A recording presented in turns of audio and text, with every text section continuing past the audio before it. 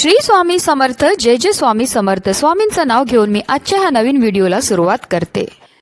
शास्त्रानुसार होळी हा सण वाईटावर चांगल्याचा विजयाचं प्रतीक आहे। या दिवशी भक्त प्रल्हादाचा विजय झाला आणि त्याची आत्या होलिकेचे दहन झाले।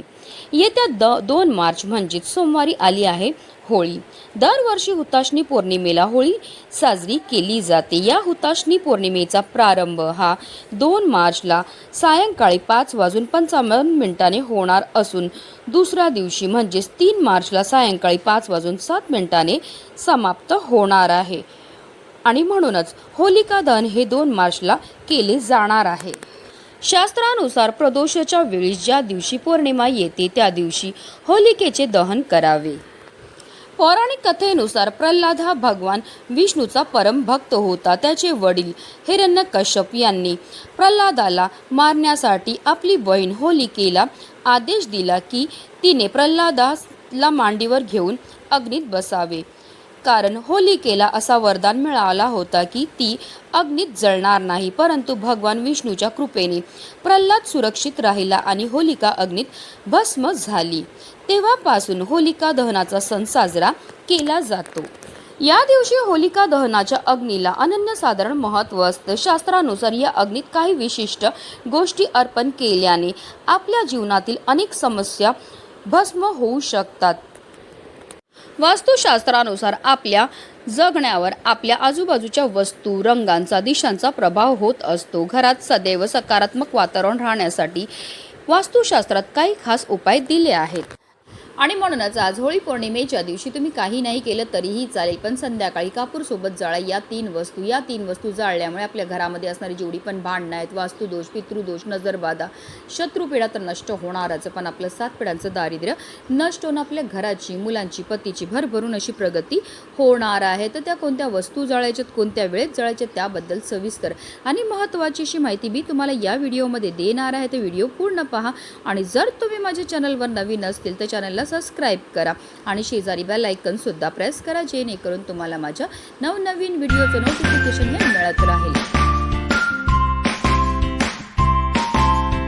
अगदी तुमच्यापासून माझ्यापर्यंत प्रत्येकजण खूप मेहनत करतो, खूप कष्ट करतो, जेणेकरून आपल्या आयुष्यामध्ये सुख समृद्धी नांदेल। पण बऱ्याचदा काय होतं ना, आपल्या घरामध्ये काही दोष असतात किंवा आपल्यामध्ये काही दोष असतात, त्यामुळे सुद्धा आपल्याला कोणत्याही क्षेत्रामध्ये यश हे मिळत नाही। आपण मेहनत तर करतो, कष्ट तर करतो, पण आपल्या कष्टाला आपल्या नशिबाची साथही मिळत नाही। आपल्या घरी पैसा तर येतो, पण आलेला पैसा टिकून राहत नाही। जर आपल्या घरामध्ये वारंवार भांडणं होत असेल, कलह होत असेल, आजारपण येत असेल, मुलं खूप चिडचिड करत असतील, हट्टीपणा करत असेल, त्यांना केलेला अभ्यास लक्षात राहत नसेल किंवा आपली मुलं खूप शिकलेली आहेत पण त्यांना मनासारखी नोकरी प्राप्त होत नसेल, मुलांच्या विवाह जुळण्यामध्ये समस्या येत असतील, नवरा बायकोचं पटत नसेल, तर या प्रकारच्या समस्या का निर्माण होतात? तर त्या निर्माण होतात आपल्या घरामध्ये असणाऱ्या दोषांमुळे। जर आपल्याला की आपल्या घराला नजर लागलेली असेल, कुंडलीमध्ये राहू, केतू, शनी या ग्रहांचे दुष्प्रभाव असेल, घरामध्ये वास्तुदोष असेल, पितृदोष असेल, तर यासारख्या समस्या आवर्जून आपल्या जीवनामध्ये उद्भवत असतात। आणि या काही पवित्र तिथी आहेत, या तिथींना जर आपण काही प्रभावी उपाय केले तर त्यामुळे निश्चितच आपल्याला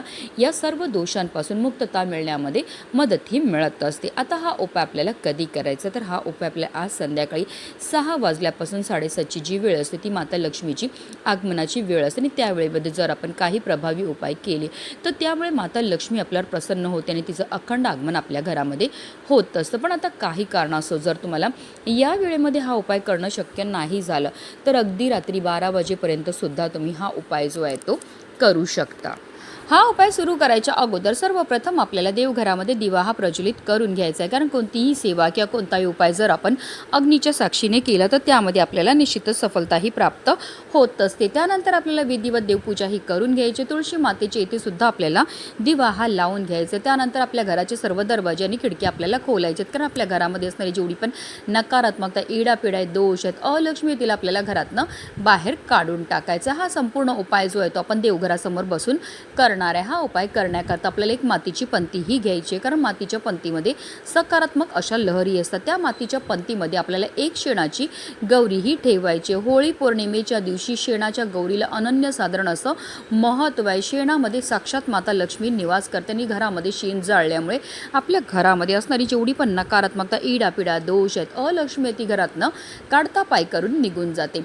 त्या शेणाच्या गौरीवर आपल्याला 5 भीमसेनी कापूरच्या वड्या ह्या ठेवायच्यात। मी प्रत्येक उपायामध्ये नेहमी सांगत असते की आवर्जून आपल्याला भीमसेनी कापूरच वापरायचं आहे, कारण तो नैसर्गिकरित्या बनलेला असतो। त्याच्यामध्ये जे तत्व असतात ते आपल्यामध्ये आणि आपल्या घरामध्ये असणारी जेवढी पण नकारात्मकता, इडापिडा, ग्रहदोष, वास्तुदोष, पितृदोष दूर करण्याकरता अतिशय प्रभावी मानला जातो। त्याचबरोबर आपल्याला 5 लवंग आणि 3 हिरव्या वेलची सुद्धा घ्यायच्यात। ज्या लवंग आणि हिरव्या वेलची आपण घेणार आहे त्या व्यवस्थित पाहून घ्यायच्या, त्या अखंड असाव्या, कुठेही तुटलेल्या फुटलेल्या किंवा खराब झालेल्या नसाव्या। ज्याप्रमाणे लवंग आणि हिरव्या वेलची आपल्या जेवणाची चव वाढवतात, त्याचप्रमाणे आपलं भाग्य उजळायचं काम सुद्धा करत असतात। तसेच लवंग आणि हिरव्या वेलची हा माता लक्ष्मीला सुद्धा अतिशय प्रिय आहेत आणि जेव्हा पण आपण माता लक्ष्मीला प्रिय असणाऱ्या वस्तूंपासून काही उपाय किंवा सेवा करतो तर त्यामुळे आपल्या वरमाता लक्ष्मी ही प्रसन्न होत असते। आता या लवंग आणि हिरव्या वेलची सुद्धा आपल्याला त्या मातीच्या पंतीमध्ये नेऊन टाकायच्यात। आता आपल्याला थोडेसे काळे तिळ जे आहेत ते घ्यायचे आहेत।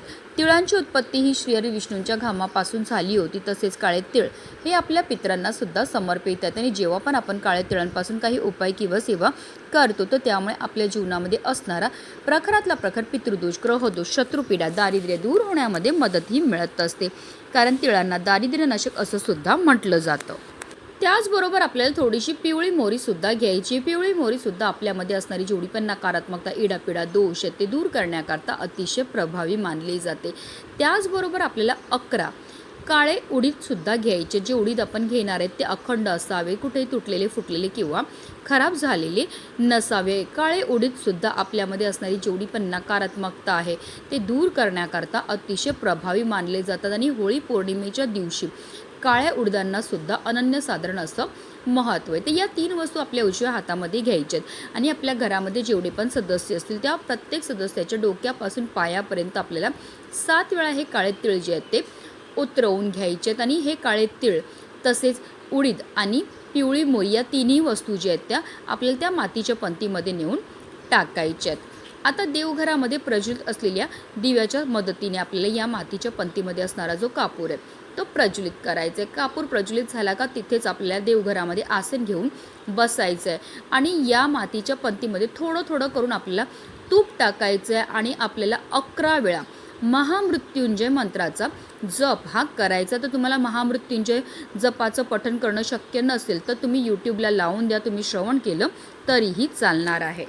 त्यानंतर ही मातीची पंती आपल्याला तिकडनं उचलायचं आणि याचा जो धूर आहे तो आपल्या संपूर्ण घरामध्ये फिरवायचा। फिरवताना निरंतर आपल्याला ओम नमो भगवते वासुदेवाय नमः या प्रभावी मंत्राचा जप हा करायचा आहे। संपूर्ण घरामध्ये फिरवून झाल्यानंतर आपल्याला मुख्य प्रवेशद्वाराच्या उंबरठ्याच्या बरोबर मधोमध नेऊन या मातीच्या पंतीला ठेवायचं आहे। जिथपर्यंत कापूर प्रज्वलित तिथपर्यंत निरंतर आपल्याला मंत्राचा जप हा करायचा आहे। जेव्हा आपण कापूरसोबत या वस्तू जाळतो त्याचबरोबर मंत्राचा जप करतो त्यामुळे आपल्या जीवनामध्ये असणारा प्रखरातला प्रखर पितृदोष, ग्रहदोष, शत्रुपीडा, दारिद्र्य नष्ट होण्यामध्ये मदत ही मिळत असते। आपल्या घरामध्ये असणारी जी अलक्ष्मी ती घरातनं काढता पाय करून निघून जाते आणि ज्या घरामध्ये कोणत्याही प्रकारचे दोष नसतात त्याच घरामध्ये माता लक्ष्मीचं आगमन हे होत असतं। होळी पौर्णिमेच्या दिवशी हा उपाय करण्याला विशेष महत्त्व हे दिलं जातं। हा उपाय केल्यामुळे आपल्या घराची, आपल्या मुलांची, आपल्या पतीची भरभरून अशी प्रगती होणार आहे।